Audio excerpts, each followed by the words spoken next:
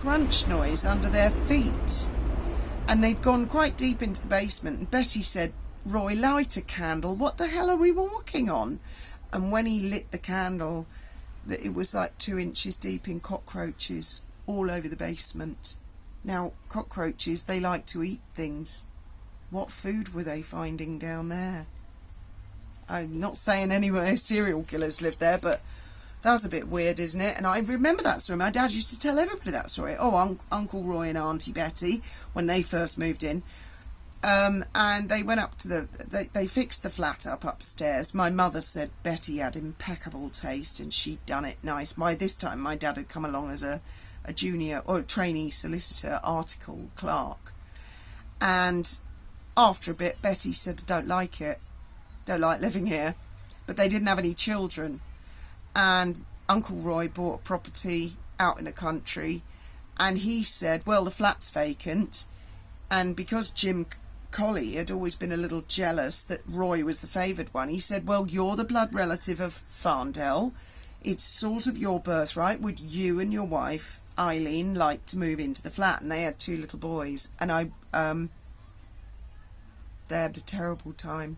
I mean, I remember the stories. They were very unhappy in 86 High Street, and it was attributed to, I don't know, mental health illness, and the entire family, all of them hated it, absolutely hated it, to the point that, again, my Uncle Jim, he was the senior partner, my father was very much the junior partner, and Jim said, we're moving out, and we're taking the boys. And there was problems with the boys, and I'm not going to say what those problems were. They were very serious problems.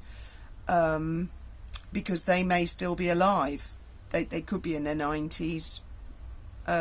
Yes, they probably would be in their 90s. They might even be 100. But I'm erring on the safe side because these are people's lives. And the Colley family basically moved out. And they chilled out a lot once they'd left the house. And I never put all the pieces together that every fucking family who lived in that house had problems, serious fucking I mean, they had serious problems. In fact, when I found the gun in the garden, the first thing my dad said was, I bet that's one of the Collies. You've no idea. And so my father moved in the 60s, and my sister was born into the house. And before, when my mum was in hospital in labour, in the days before, she was in hospital for a few days before, remember my gran and my great auntie Helena saying they'd been in the house with Neville up a ladder because they had to fix the ceilings. My gran said the Collies had painted all the ceilings jet black gloss, all of them, and she couldn't understand why. And she said the flat was just like demonic. She said it took them a whole week, and they had to work like dogs to clean up the mess. And there was a big oak door on the bathroom, and a huge crack down it. And my dad always said, well, it was the fights, the Collies, they could hear it when the office was open. And then we moved in as a family, and then of course I had problems.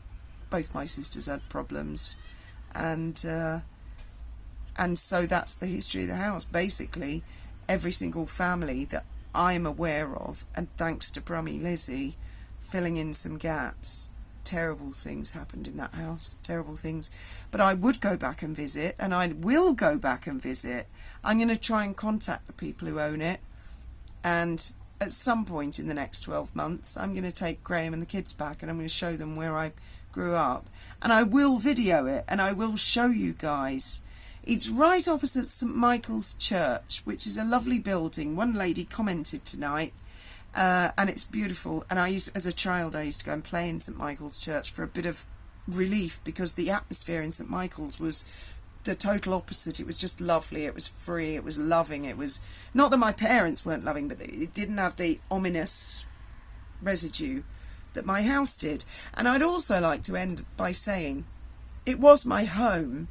And I love 86 High Street, Lewis. It wasn't like terror all the time. It was bedtime. It was night time. I couldn't stand it.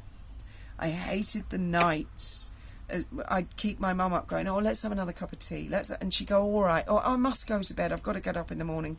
It was the nights. I just couldn't stand the nights.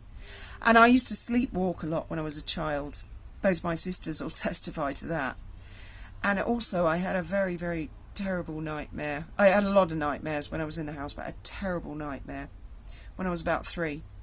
Now, I know that Texas Chainsaw Massacre was made in 1973 when I was 3, but it wasn't released until 1974.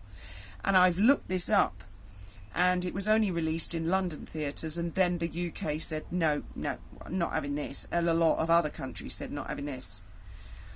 Well, even if it had been, it wouldn't have been on the telly. We only had 3 channels. We had BBC 1 and 2. BBC 2, there was nothing on it. Maybe a bit of educational stuff during the day, but it was mainly BBC 1 and ITV. And they would never have put anything about chainsaw horror films. And I was only 3. Well, I had this terrible nightmare that I woke up in the dream, and there was a murderer who'd got in a flat who had a chainsaw, who was dismembering my entire family and my parents. And I went through and I saw graphically exactly what was happening. And it was only in the last week I said to Graham, how the hell would I have known what a chainsaw was, or what noise it made, or what its purpose was, age 3. So from a very early age, the house was getting in and up to no good. So there's definitely a poltergeist. But at the same time, it has helped me see visions of... I'm not psychic, but I've seen things. I see things in dreams. And I'll never forget that house. And I'll never forget you, Brummy Liz.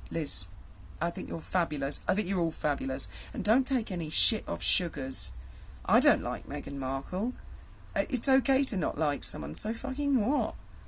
It's not thou shalt love Meghan Markle. It's not like the 11th commandment, is it, as far as I know? Anyway, so I shall leave you with those thoughts, and I would love to hear your comments. And again, if anybody comes up with any theories, one lady tried saying today, you know, always logical, think logical, and I agree with her, but there were just so many things that happened in that house that even my father, the biggest sceptic of all, ultimately, after the beads ghost thing, he just said, it all came out, and he said, Fiona, I've tried to ignore it for years. And I suppose to defend him and other lawyers, because it's always been solicitors in that building, they wanted to sell their share of the building on to the next family, and the last thing they're going to do is go, oh my god, there's a terrible poltergeist. They're not going to do that, are they, and devalue the building? So from their point of view, that's where the solicitors were thinking. But there was no there is no denying. There is no denying. There certainly was a poltergeist in that house when I lived there, and I believe for many of the families before. See you below.